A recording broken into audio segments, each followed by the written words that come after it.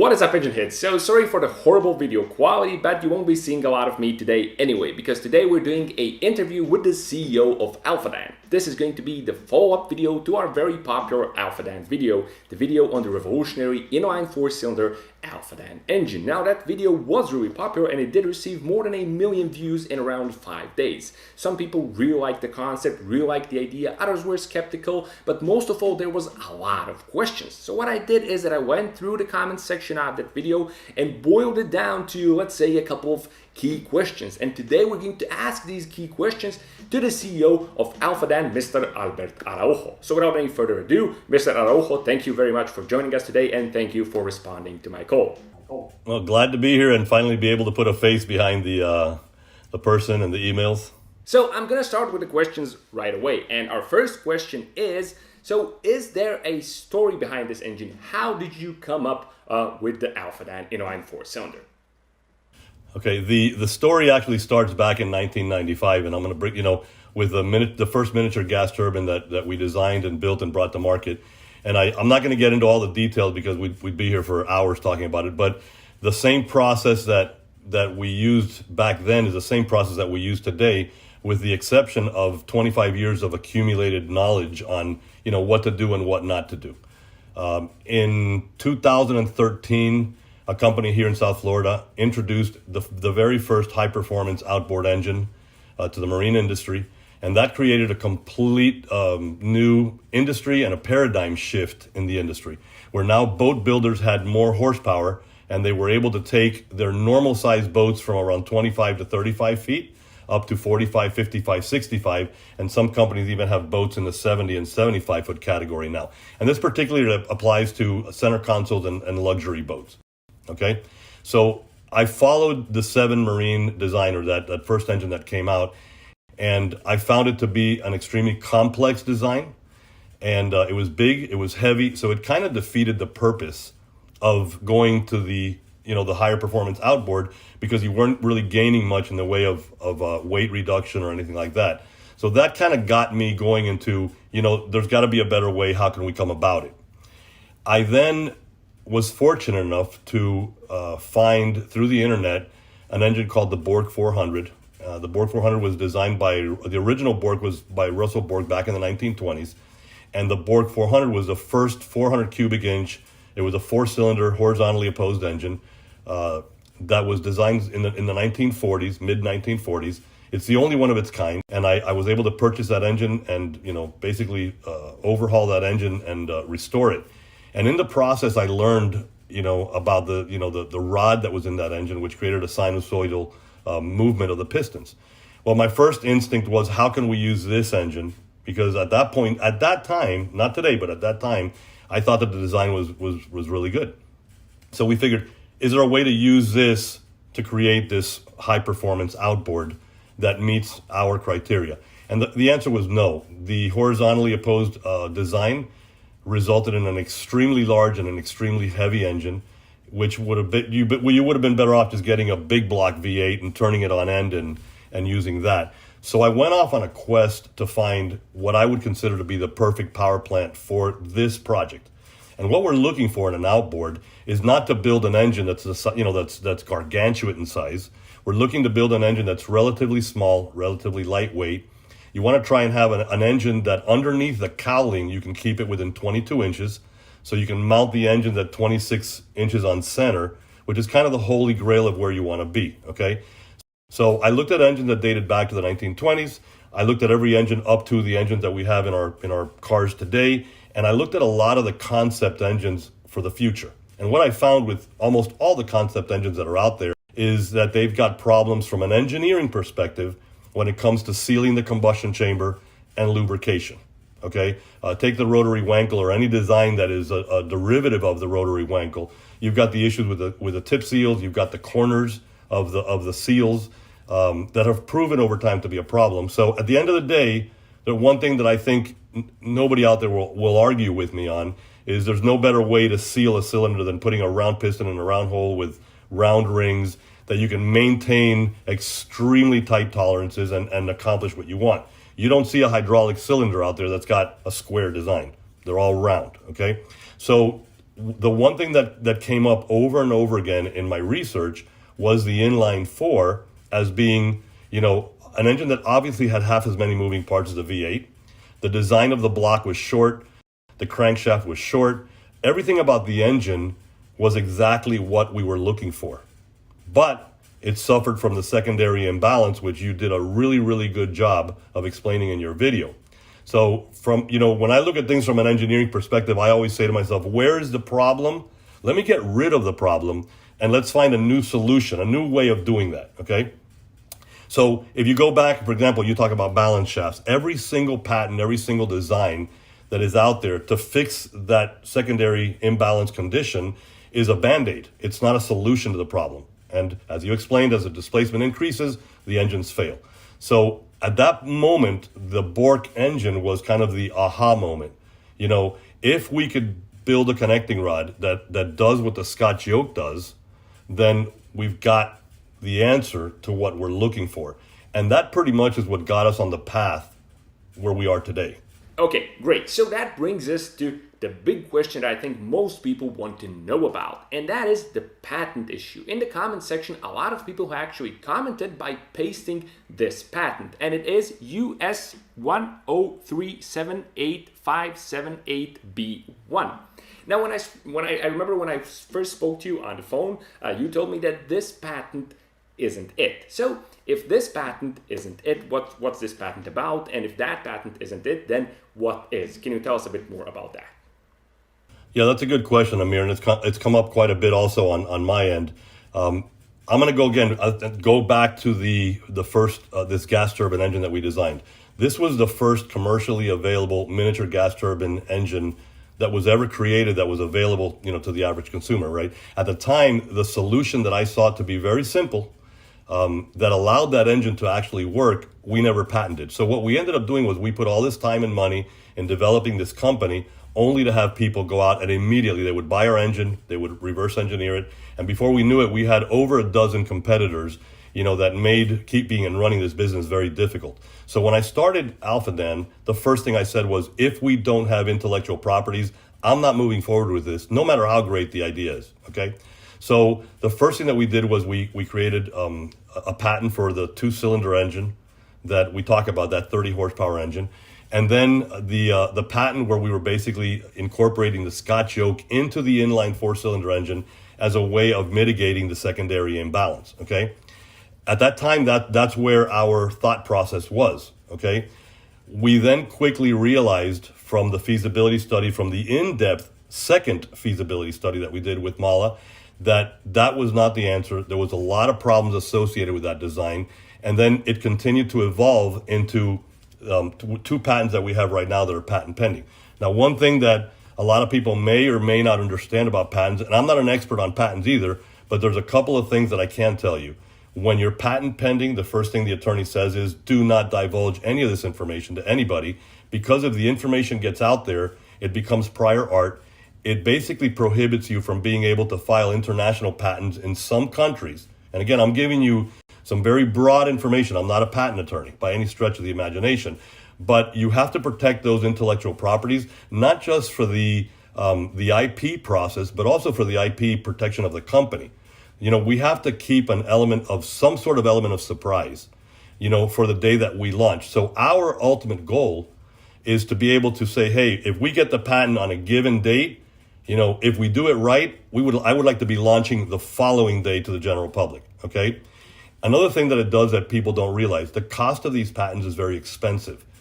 And once you've got your final patent or your final IP, you've got a certain amount of time to file international patents. And the cost of doing that is expensive.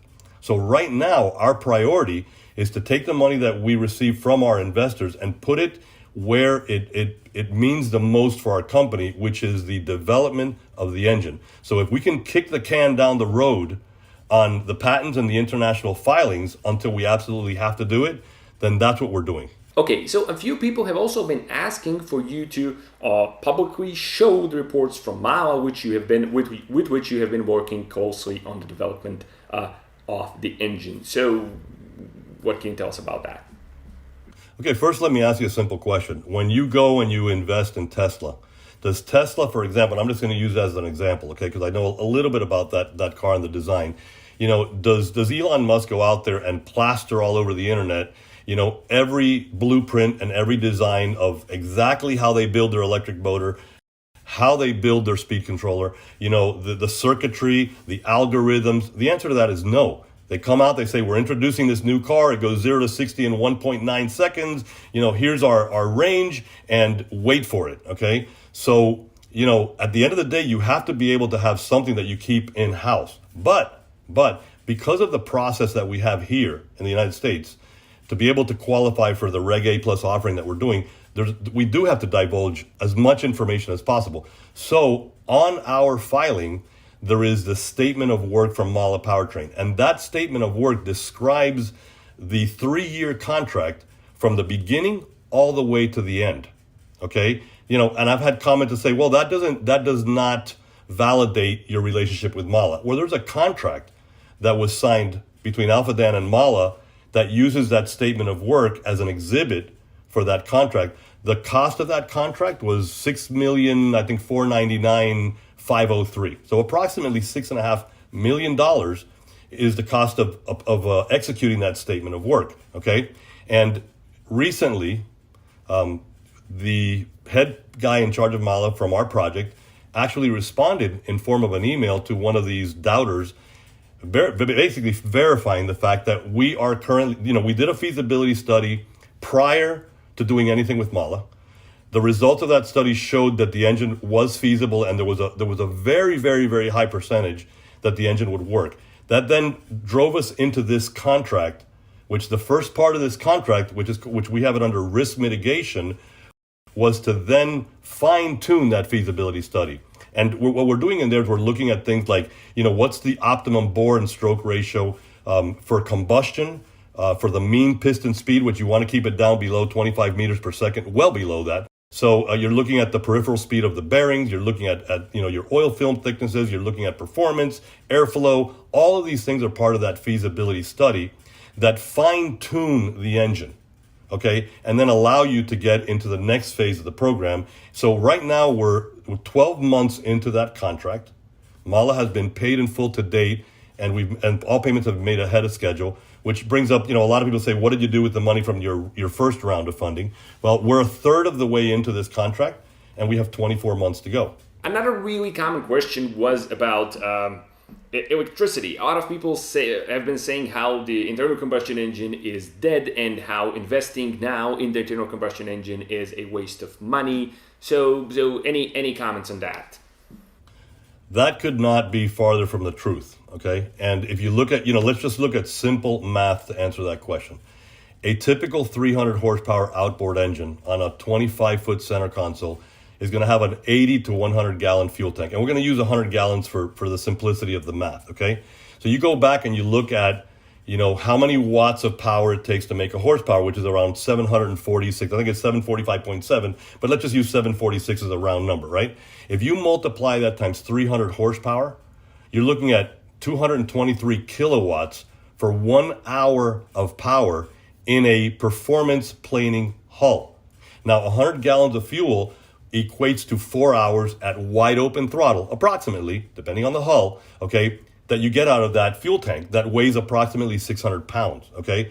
In order for you to equate that in batteries, you need close to 900,000 to 1 megawatt of power, which based on today's battery density is about 20 to 25,000 pounds.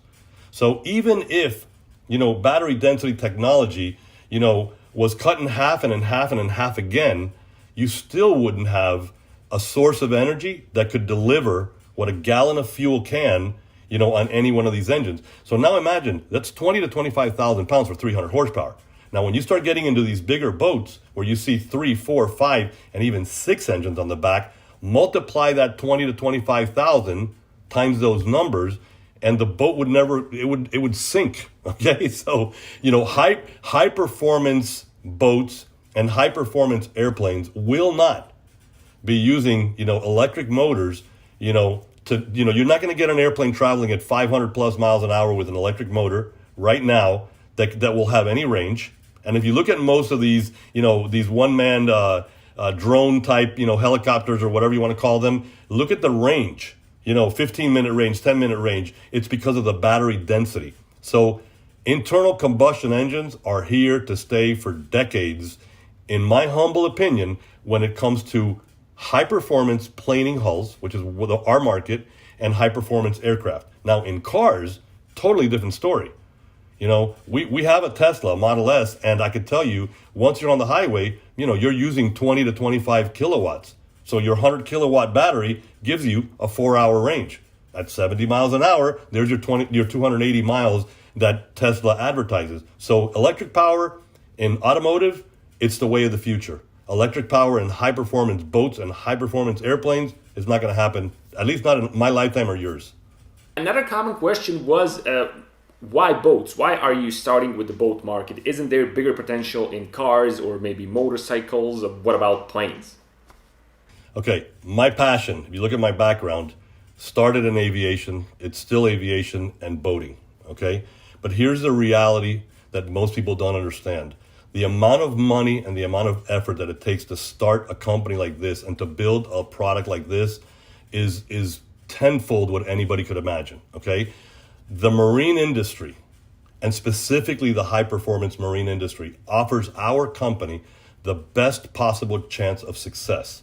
And my responsibility now, and this is the first time that I've ever been part of a public company, so I'm still learning, a lot of the rules and regulations. But the number one responsibility that I have as a CEO of Alfadan is to our investors, to protect their investment and to reduce or minimize the risk as much as possible and increase, the chances of Alfadan being successful and making money. Because at the end of the day, we're in business to make money, okay? Second of all, this is something that I'm passionate about, and passion drives success, okay? So if you do something just for a job and money, your chances of success, in my opinion, are cut 50%. So I'm very passionate about this. But the marine industry, the Alfadan i4 design gives us a huge advantage over the competition in an industry that has extremely, extremely low barriers of entry. Our profit margins are high, therefore our success rate or our chances of success are extremely high. Now, we did look at the automotive industry. To get into the automotive industry, per Mahle, they told me, Albert, you're nowhere near a position to get into that industry right now. You need to have an engine that's proven, which it will be proven hopefully in the marine industry. And then at that point, we would be completely open to talking to, car companies or engine manufacturing companies.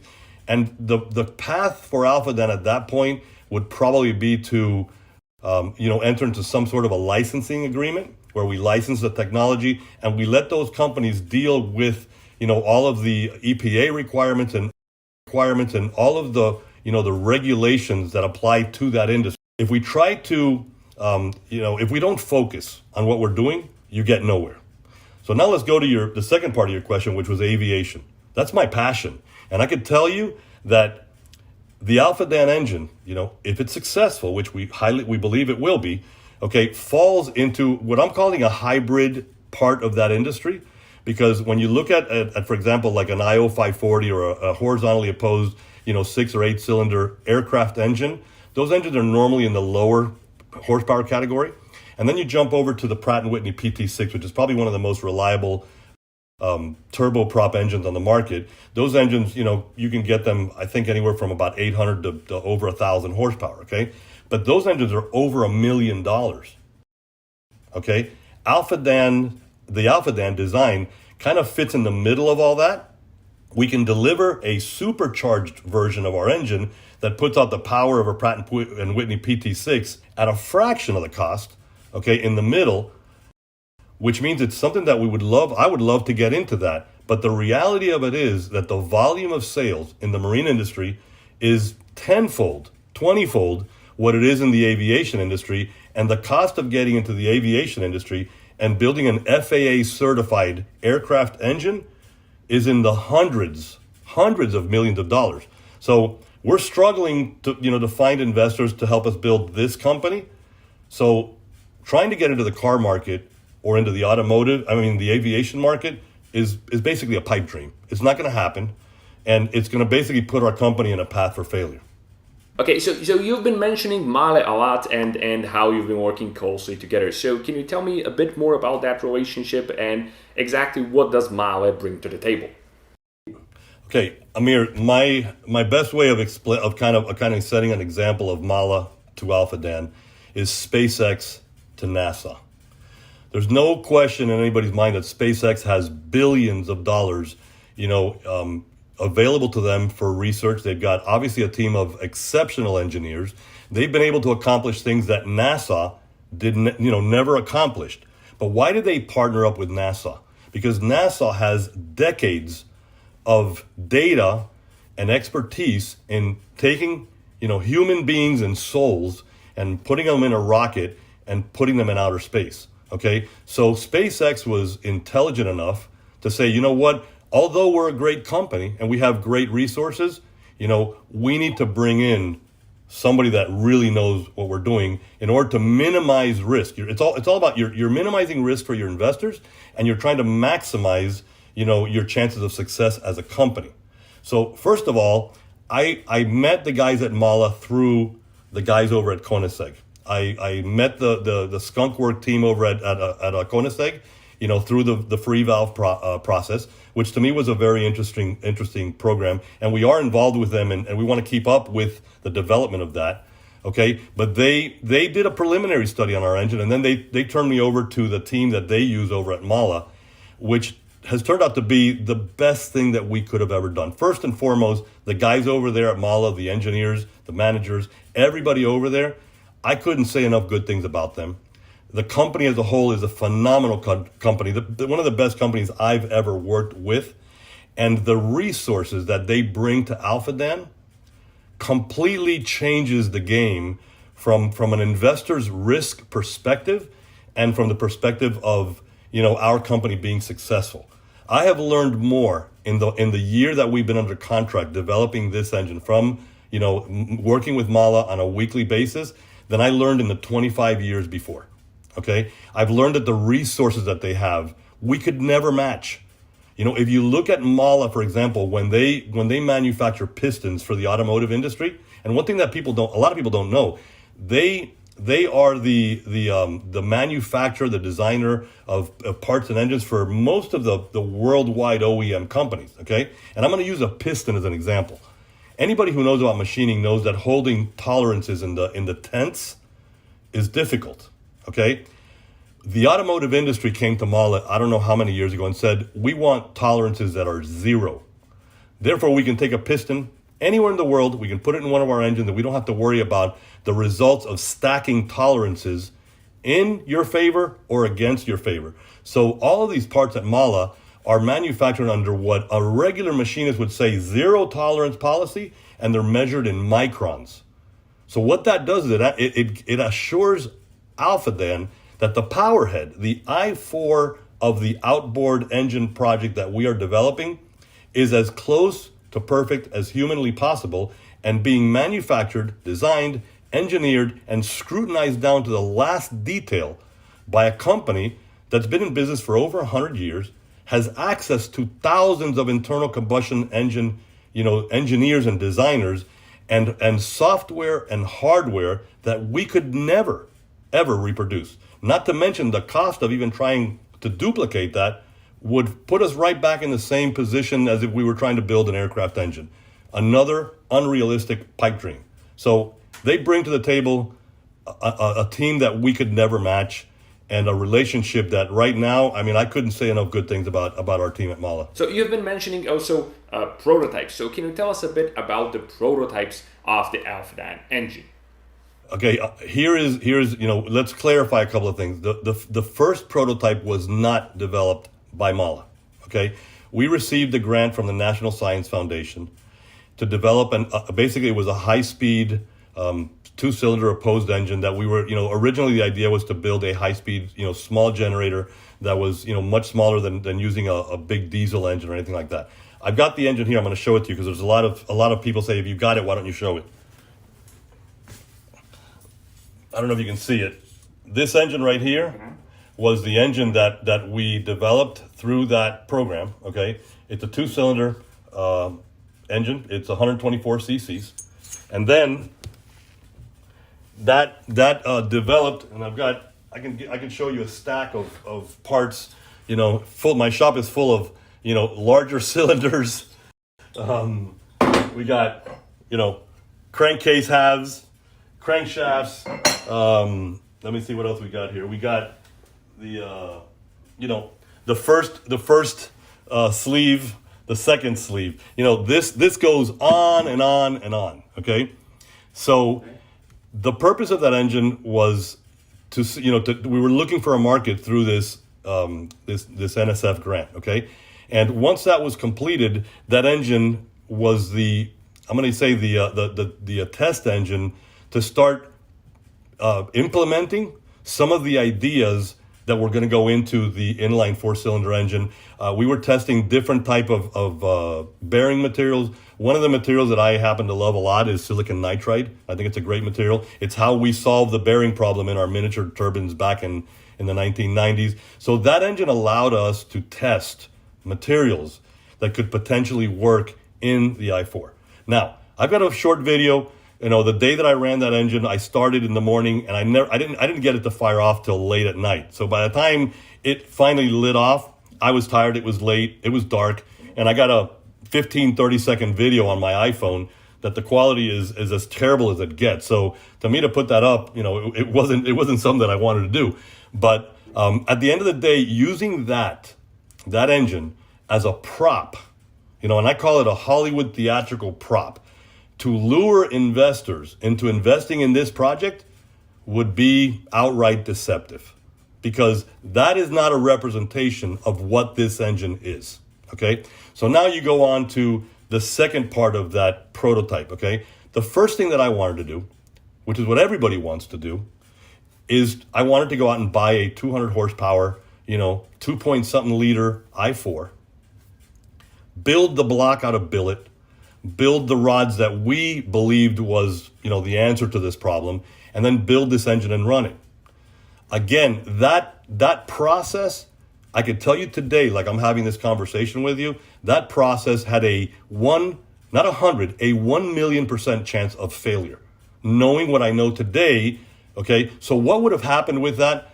We would have spent the $1 million that we raised in our Reg CF would have been spent chasing ourselves into a perpetual loop of R&D. You go back and you look at the engines that are on the internet. You look at the tiny yet mighty. You look at a lot of these rotary Wankel engines. You look at most of these concept engines and look at the history of the development. They've been doing it for, some of the guys are young when they start, and then you look at them today and they've got gray hair and beards. They've aged 20 years and they still have the same engine and they're still going in the same circle. Because what they're doing is what I did. You sit in front of a computer with SolidWorks or Pro E, you design this engine, you look at the stacking of the tolerances, you go to a machine shop that doesn't want to do anything for you because it's low volume and it's expensive to set up and run, 1 or 2 or 10 parts. And then you get those parts, you build it, you run it, you test it, it fails. You go back to the drawing board and you keep doing that over and over again until you get to a point 15 years down the road where you're like, listen, I either got to launch with what I have or I got to pull the plug on this thing. And 9 out of 10 times you launch a faulty product that takes you down. So what we did, and it goes back to our relationship with Mahle, was it took a lot for Mahle to convince me to do this.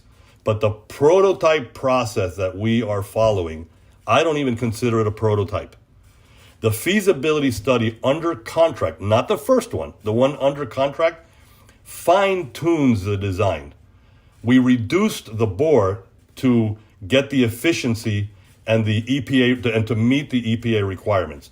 We reduced the RPM to reduce the mean piston speed. We reduced bearing diameters to reduce the peripheral speed of the bearings and maintain, proper, oil film thickness.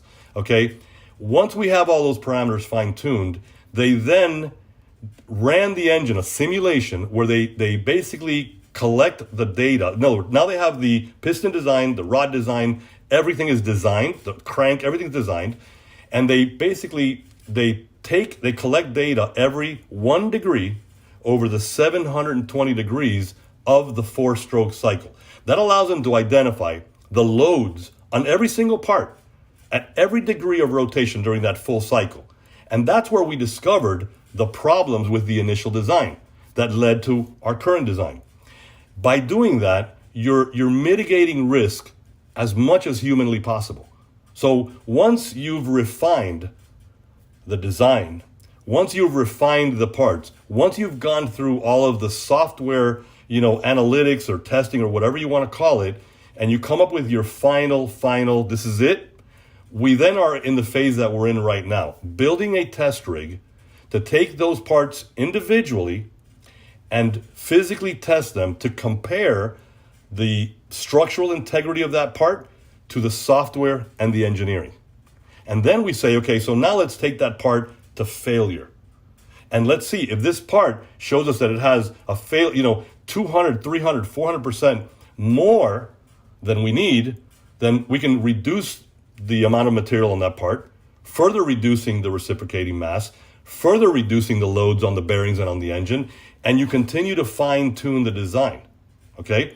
We then also have it's called a tribology test, which tests the individual bearings for oil film thickness, under different temperature conditions and different loads and all kinds of things that I'm not an expert on, okay? These are the things that Mahle does that I was not aware of, okay? So once all of that is completed, all of that is done, and you've gotten your design nailed down to the last, tenth of a percentage, and you've got all your parts perfected, we build a single cylinder engine, which we do not have to date.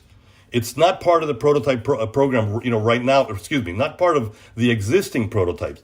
It's what Mahle considers the first engine run.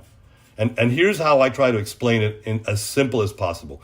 If you have $2 million, allocated to the testing of your engine, and we build an i4, 4 cylinders, 16 valves, and the full engine, every time we're going to do anything to try and modify that design, because the purpose of running the engine is not to see if it runs, it's to tweak the design.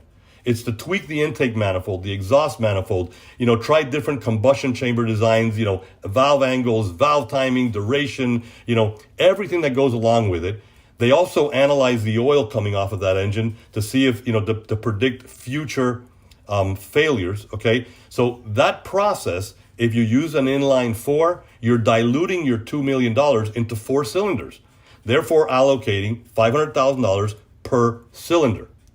By taking that and doing a single cylinder of the actual engine that will be going into production, all $2 million are put into that single cylinder. So you just put yourself in a position where you can allocate 4 times more human and financial resources to perfecting the engine. Because whatever happens in one cylinder is going to happen in all 4. Now, Mahle explained to me and trust me, it took them 2 months to convince me to do this. Don't get me wrong. I was on the same path as everybody else.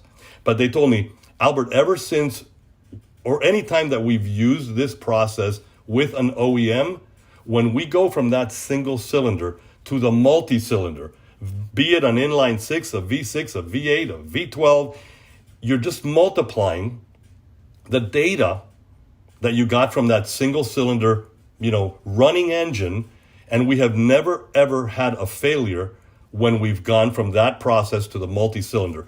When you see the very first big block Alfadan i4, that engine is pretty much a production-ready engine that could be bolted onto our outboard, okay? And another big part about this whole thing is this is not just about developing the big block i4. We're developing an outboard. The i4 is the power head to this project. We've got a midsection. We've got, gears that we have to shift. We have a lower unit that has to absorb all that horsepower and put it into a propeller.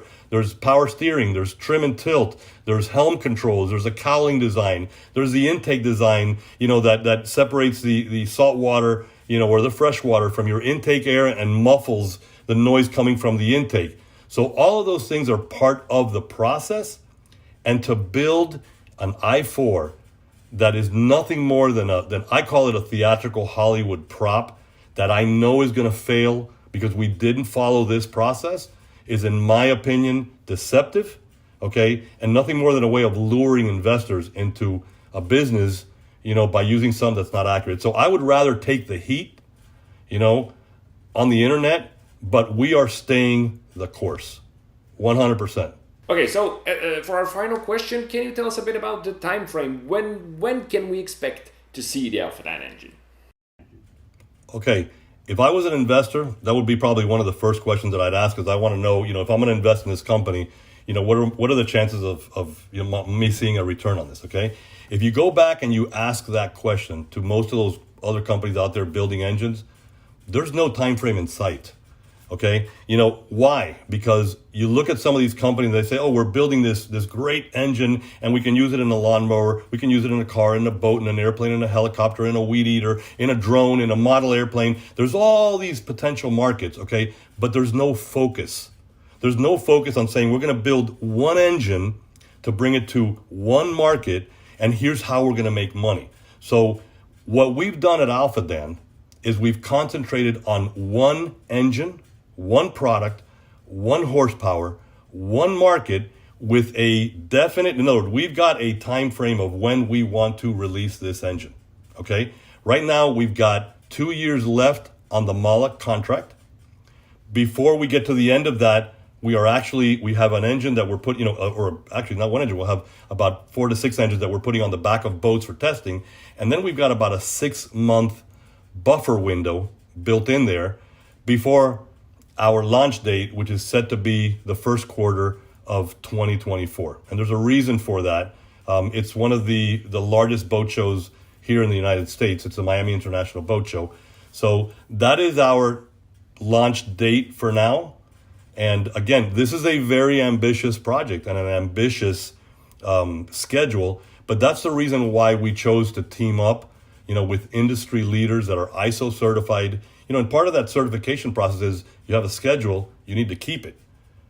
We have meetings regularly where we look at where are we on the schedule. And if, for example, at one point in time, we were running about a month behind schedule. And the reason why was because we took some of the work that we were supposed to be doing 2/3 of the way in the contract, and we moved it forward to the first phase. So we're moving, it's a moving target. We're moving pieces from the schedule, forward to try and mitigate risk as much as possible at the beginning, but always staying focused on the completion date and the launch date. So I think that should pretty much address that question. Okay, Mr. Rojo, thank you very much for answering all of our questions today. Okay, no, thank you, and feel free to contact me if you have any other questions. Awesome. So that's gonna be pretty much it for today's interview video. I hope you guys enjoyed that. I hope we managed to answer all the questions from the comment section of our first video. As always, thanks a lot for watching. I'll be seeing you soon with more fun and useful stuff on the D4A channel.